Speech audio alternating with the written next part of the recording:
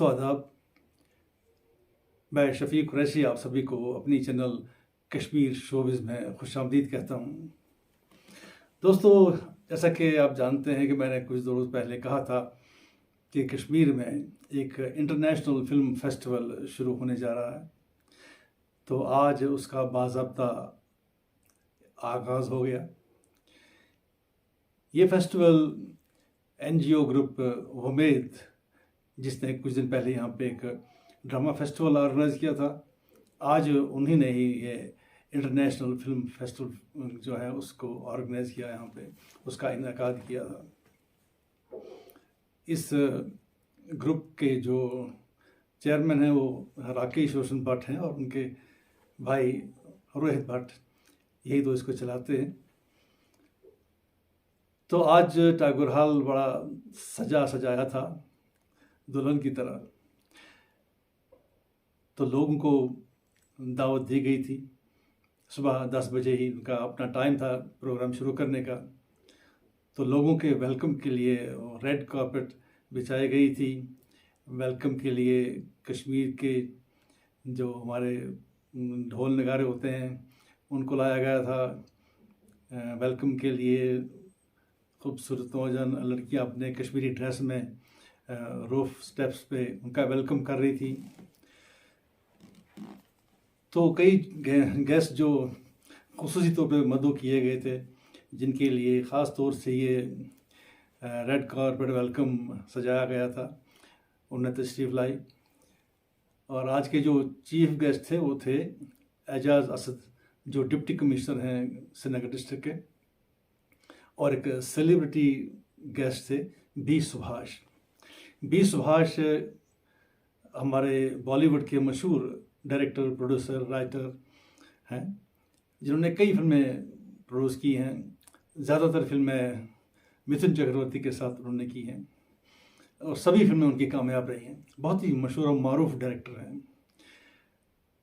तो वो तो बॉम्बे से आए, उनको भी आने में थोड़ी देर हो गई, लेकिन हमारे चीफ गेस्ट जो थे एजाज़ असद साहब, वो भी किसी मीटिंग में फंस गए, तो उनकी वजह से काफ़ी देर हो गया, काफ़ी लेट हो गए।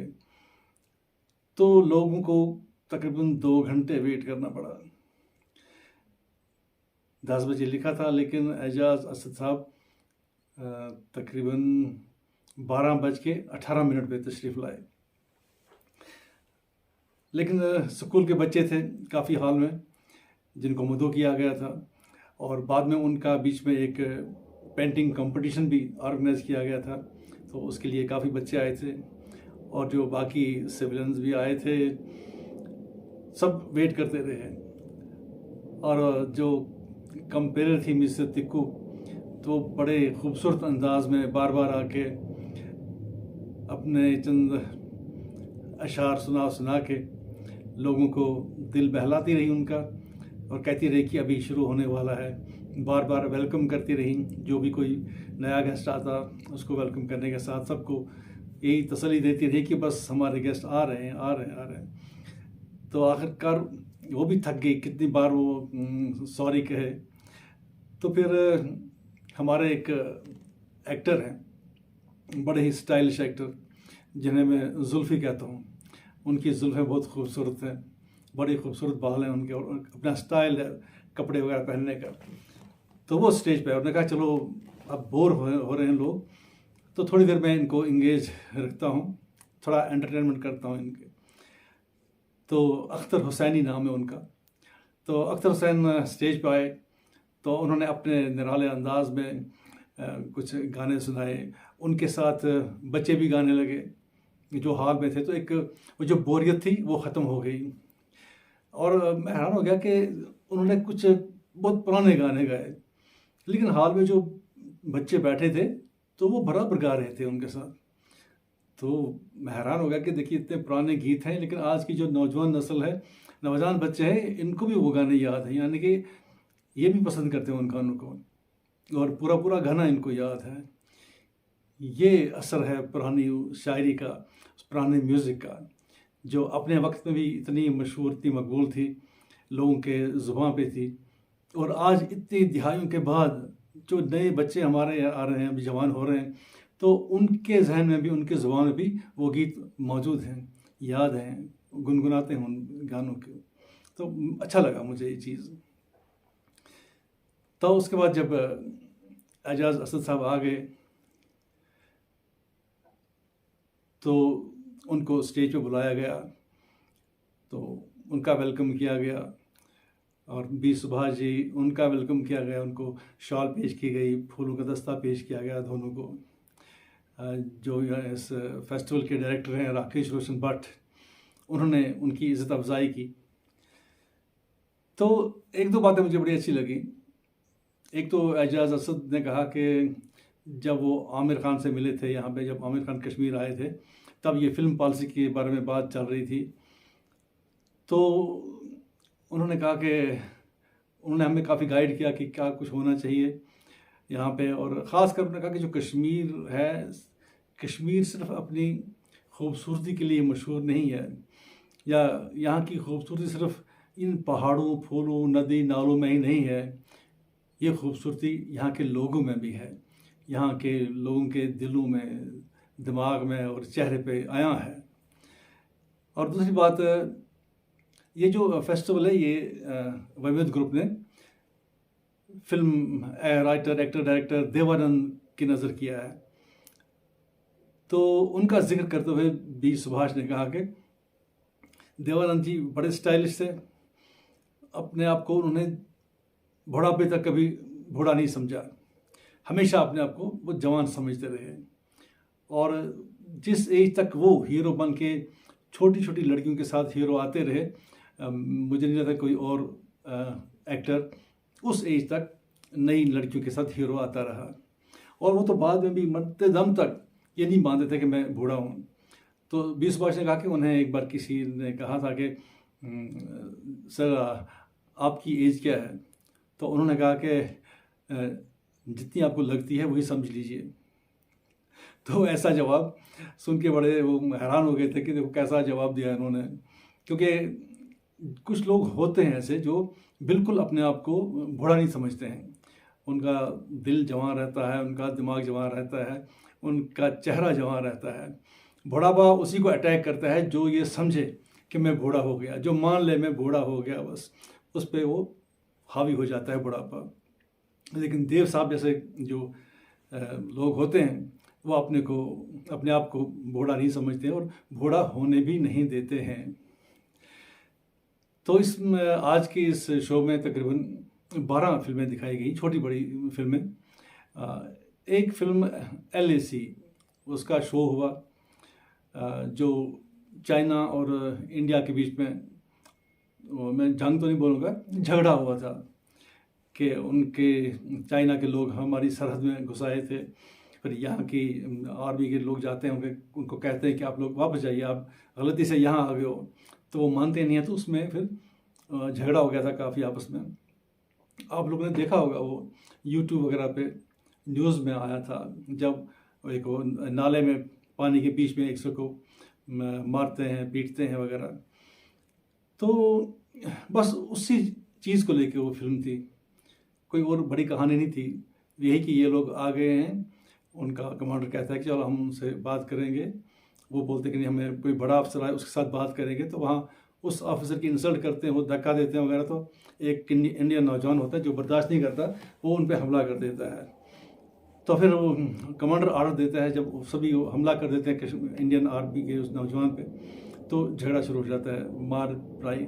फायरिंग नहीं होती है क्योंकि असला किसी के पास नहीं होता है, वो बिना हथियार के होते हैं, चाइना वाले भी और इंडिया वाले भी। तो ये मार कुटाई इनकी चलती रहती है। फिर कुछ लोग भागते हैं, कभी इंडिया के लोग चाइनीज़ के आर्मी अफसर्स को पकड़ते हैं, उनके जवानों को पकड़ते हैं। कई बार चाइना वाले इंडियन जो सोल्जर्स हैं उनको पकड़ते हैं, वो भागम भाग ये वो वगैरह। बीच में थोड़ी सी 2 फ्रेंड्स हैं, उनको लेके स्टोरी सी बनाई गई है, बस इतना ही था और कुछ ज़्यादा नहीं था। हालांकि जो तब न्यूज़ आई कि हमारे इंडिया के कोई 20-22 नौजवान शहीद हो गए उसमें, उसका भी जिक्र करना मुनासिब नहीं समझा था डायरेक्टर ने। काफ़ी मसलात होती हैं, तो गोल मोल कर गए थे उस चीज़ को, जब ये होना चाहिए था। अगर आप एक उस चीज़ को फिल्म बना रहे हैं, उस चीज़ को लेके फिल्म, उस वाक़े को लेके फिल्म बना रहे हैं जो वाक़ई हुआ है, तो उसमें जो हकीकत है वो पेश करनी मुझे लगता है कि ज़रूरी है। अगर वहाँ पे चाइना के कितने लोग मारे गए थे वो दिखाना था, और इंडिया के जो कुछ लोग वहाँ पे शहीद हो गए तो उनका भी वो दिखाना था, हाँ जी इतने लोग मारे गए हमारे भी, और इन हमारे नौजवानों ने चाइना के इतने लोगों को मारा वहाँ पे। वो एक दूसरे को पत्थरों से ही मारा, पत्थर उठा उठा के एक दूसरे पे मारे थे। तो आखिर इंसान नाजुक होता है, जब सर पे पत्थर लगे तो मर ही जाता है। तो दूसरी फिल्म थी एक सुनीता शायद नाम था का ब्याह, वो कोरोना को लेके थी कि कोरोना में जब कोरोना हो गया तो झारखंड और बिहार के बीच में एक जगह है, वहाँ पे एक लंबा बांस का पुल बना है। तो इस साइड झारखंड है, उस साइड बिहार है। तो झारखंड की लड़की की शादी तय हो जाती है बिहार के लड़के के साथ। तो जो पंडित जी होते हैं वो जो मुहूर्त निकालते हैं वो बस 2 दिन बाद का निकालते हैं, कहते हैं बस ये 3-4 दिन के बाद का, कहते हैं कि ये 22 तारीख को शादी हो जानी चाहिए, ये अच्छा विवाह है। तो वो कहते हैं कि इतनी जल्दी हम तैयारी कहाँ कर सकते हैं। तो लेकिन लड़के का बाप कहता है कि मुझे सिर्फ लड़की चाहिए, मुझे कोई जहेज नहीं चाहिए, कुछ भी नहीं चाहिए, बस मैं आऊँगा और लड़की को लेके चला जाऊँगा। तो फिक्स हो जाती है डेट वगैरह, तो बारात आ जाती है। बारात जब आ जाती है तो कोरोना का जो वो कहर था वो शुरू हो जाता है। प्रधानमंत्री ऐलान करते हैं कि 21 दिन के लिए जो जहाँ है वो वहीं रहेगा, बंद हो गया सब कुछ वगैरह सब। अब ये बारात है, ये लड़की की घर आई है। अब लड़की वाले भी गरीब ही होते हैं, इधर उधर करके बड़ी मुश्किल से उन्होंने ये शादी का खर्चा उठाया होता है। अब 21-22 दिन के लिए जब बारात किसी भी घर में रुक जाए, किसी भी घर में, चाहे वो अमीर भी हों, तो हर एक को अपने स्टैंडर्ड के हिसाब से ही उनको सर्व वगैरह करना है। तो प्रॉब्लम हो जाती है उनको भी कि क्या करें। अब लड़के वाले भी परेशान कि इतनी बारात है कि हम यहाँ बैठ गए हैं तो कैसे होगा। तब किसी न किसी तरह वो फिर डीएम तक पहुँच के एक परमिशन ले लेते हैं कि हाँ जी ये भाई ये इनको छोड़ो ये जा सकते हैं। तो लेकिन कोरोना का पालन करना है, मास्क पहनना है, 2 गज की दूरी वगैरह वो सब कुछ करना है, तो परमिशन मिल जाती है। ये लोग आते हैं उस पुल तक, तो पुल पे पुलिस रोकती है कि कैसे निकले हो बाहर। तो वो कहते हैं कि ऐसे ही हमारा ये। उससे पहले भी एक बार वो आते हैं तो लेकिन उनको डांट डपट के वहाँ से वापस कर देती है पुलिस, कहती है कि आप कैसे निकले बाहर, परमिशन नहीं है कहीं निकलने की, बाहर जाने की, तो वापस चले जाओ। तो फिर दूसरी बार आते हैं वो, तब उनके साथ परमिशन होती है। वो कहते हैं देखिए जी हमारे पास डीएम साहब की परमिशन है, अब हम प्लीज़ हमें जाने दीजिए, हमें अपने घर जाना है झारखंड। तो वो कहते हैं चलो ठीक है, अब आप परमिशन लाए हो तो हम इसका ऑनर करते हैं, चलो जाओ, लेकिन सब लोग एक अपने हाथ की दूरी पे खड़े हो जाइए, ऐसे एक हाथ की दूरी पे और मास्क लगा के। अब ये सब लोग ऐसे ही चलते हैं, एक हाथ की दूरी रख के एक लाइन, कहते हैं लाइन में चलो, तो लाइन में चलते हैं, दूल्हा दुल्हन सब आहिस्ता से चल के। तो बड़ा लंबा पुल होता है वो है वाकई। तो जब ये उस पार पहुंचते हैं तो बोलते हैं कह रहे तुम कहाँ आ रहे हो। वो कहते हैं कि सर हमारी शादी थी, अचानक ये डिक्लेयर हो गया कोरोना का ये कर्फ्यू, सिविल कर्फ्यू वगैरह, तो हम फंस गए, लेकिन अब हमें परमिशन मिल गई है इसकी, अपने डीएम साहब की, तो ये देखिए। वो देखते हैं कि ठीक है डीएम की परमिशन तो है, तो आप यहाँ तक आ गए, लेकिन ये परमिशन तो आपको बिहार के डीएम की है, आपको घुसना है झारखंड में, तो झारखंड के डीएम की परमिशन कहाँ है। वो कहते हैं कि कमाल है, अब तो हम अपने घर आ रहे हैं, हमारा अपना स्टेट है, तो हमें यहाँ भी अंदर आने की ज़रूरत नहीं है, इजाज़त नहीं है। तो वो कहते हैं कि बिल्कुल नहीं, ये ऑर्डर है, हम इसके ऑर्डर को हम नज़रअंदाज नहीं कर सकते हैं, आप लोग अंदर नहीं जा सकते हो इस एरिया में, आप वापस जाओ। अब बेचारे मजबूर होके वापस चले जाते हैं। वापसी पे जब पहुंचते हैं इस पार पुल पे, तो उन्हें कहते कि पुलिस कहती कि वापस क्यों आ गए आप लोग। वो कहते कैसे, उन्होंने हमें अलाउ नहीं किया, कहा कि आपके पास बिहार के डीएम की परमिशन है लेकिन झारखंड के डीएम की परमिशन नहीं है। तो वो कहते हैं कि वो सही है, तो आपको वहाँ के डीएम की परमिशन होनी चाहिए एज़ पर जो लॉ है, जो रूल रखा है इसको गवर्नमेंट ने। तो कहते हैं कि इसलिए हम वापस आ गए। तो पुलिस कहती है बिहार की कि आप वापस तो आ गए, लेकिन आपके पास जाने की परमिशन थी, वापस आने की नहीं है, आप अंदर नहीं आ सकते हो। वो तो सब परेशान, कहते हैं कि क्या हो गया। वो बोलते हैं कुछ भी हो जाए लेकिन आपको परमिशन नहीं है आने की, तो वापस जाओ, जाओ बैठे रहो वहीं इस पुल पे। अब बारात वापस आ जाती है और पूरी बारात उस पुल पे बैठ जाती है। कई दिन वहाँ पे वो बैठी रहती है। उनके घर वाले परेशान, लड़की के मायके वाले परेशान, वो फ़ोन लगाते हैं, कहते हैं बारात पहुँची नहीं वगैरह, तो सब परेशान। बाराती जो हैं वो परेशान, कुछ की सेहत ख़राब हो जाती है, भूखे प्यासे। फिर कभी बिहार की पुलिस थोड़ा उनको पानी वानी दे देती है। फिर यहाँ से खबर पहुँचती है लड़की वालों के घर में कि बारात तो पुल पे बंद है और भूखी प्यासी है। तब उनके घर में ख़त्म हो गया होता है सब कुछ। तो वो जाके कर्ज़ा लेना चाहते हैं तो कर्ज़ा मिलता नहीं, कोई देता नहीं। सब लोग परेशान है कि शायद ये बढ़ जाए तो पैसा जो है अपने पास रहे। फिर एक नौजवान होता है तो वो उनसे कहता है को मालिक घर का कि मैं अपनी ज़मीन आपके पास गिरवी रखता हूँ। तो वो उसको मदद कर देता है। तो वो जाके लाते हैं फल सब्ज़ी वगैरह, तो आटा वाटा, तो खाना बना के ले जाते हैं वहाँ पे। तो पुलिस उन्हें कहती है कि चलो आप लाए हो खाना वगैरह तो आप यहीं रहो, तो हमारी पुलिस जाके उनको सर्व करेगी। तो पुलिस के हाथ से भेजते हैं वो खाना वगैरह। तो भूखे प्यासे होते हैं वो 2-3 दिन के, तो उनको कुछ खाने को मिलता है तो खुश होते हैं कि चलो हमें कुछ खाने को मिल गया। और यहाँ से पुलिस में भी कुछ लोग ऐसे होते हैं कि जो चाहते हैं कि इनकी हेल्प करें, कुछ ना कुछ हो जाए कि लोग अपने घर पहुँचें।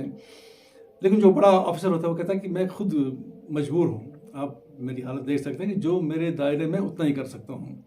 अगर मैंने इनको ऐसे छोड़ दिया तो मेरी शिकायत होगी, तो कुछ भी हो सकता है मेरे खिलाफ, कोई भी एक्शन ले सकती है गवर्नमेंट। तो मैं इतना ये नहीं ले सकता हूँ रिस्क, अपनी नौकरी को नहीं लगा सकता हूँ मैं दाव पे।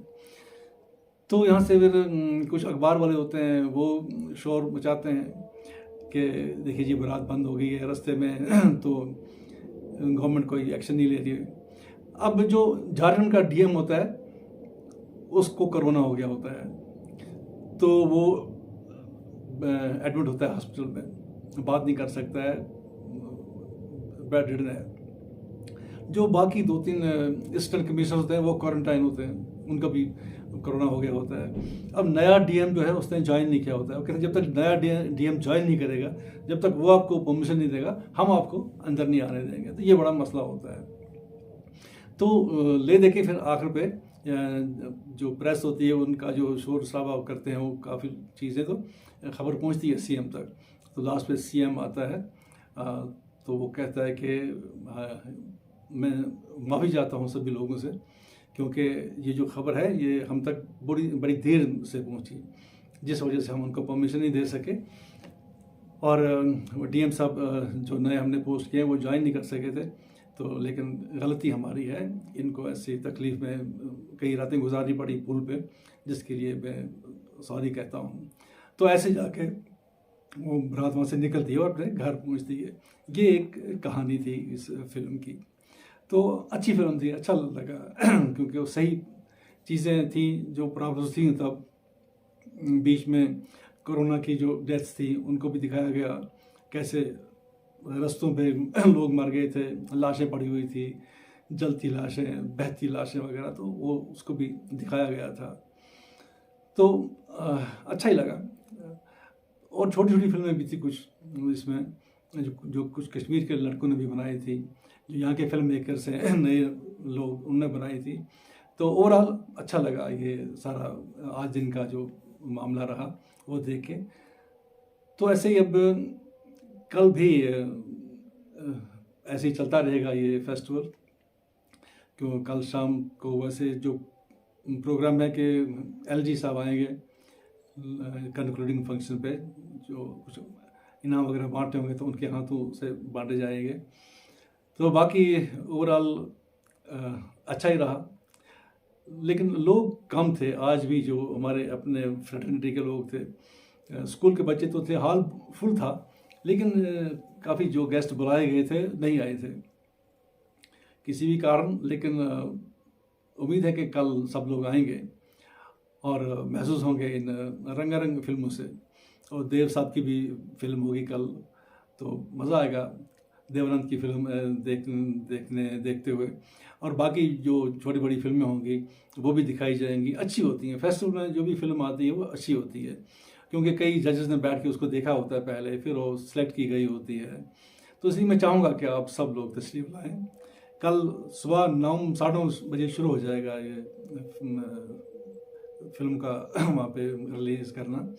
तो प्लीज़ आप लोग आइएगा अपने दोस्तों के साथ, अपनी फैमिली के साथ। और जाते जाते मैं ये बात कहना ज़रूरी समझता हूँ कि आप मेरी चैनल कश्मीर शोबिज़ को सब्सक्राइब करें, लाइक करें, शेयर करें अपने दोस्तों के साथ। आप लोग देखते हैं मेरे प्रोग्राम, लेकिन मैंने पहले भी कहा था कि कोई 83% लोग लिंक ओपन करके देखते हैं, लेकिन मैं चाहता हूँ कि आप लोग सब्सक्राइब करें मेरी चैनल को, क्योंकि कई बार हम नहीं करते हैं, लिंक शेयर नहीं करते हैं, तो वो वीडियो रह जाते हैं, वो आप तक नहीं पहुंचते हैं।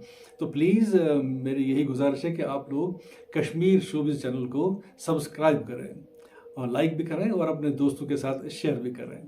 तो चलिए कल देखते हैं कल का दिन कैसा रहेगा। तो कल की बात कल शाम को करते हैं। तब तक के लिए खुदा हाफिज़।